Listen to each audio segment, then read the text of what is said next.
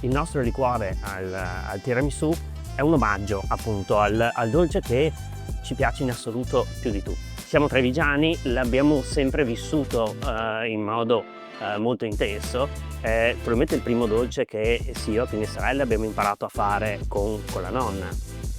In qualche modo ci rimane nel cuore. Quando stavamo pensando a un liquore dolce, in più non volevamo un gusto fatto da un ingrediente solo, ma un insieme di gusti e che fosse riconoscibile. Subito ci siamo illuminati e il tiramisù è venuto fuori in maniera molto spontanea.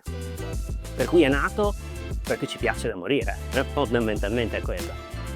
L'idea di portarlo in un liquore è per tenerlo sempre a portata di mano, per averlo sempre pronto, in frigo o nel bar.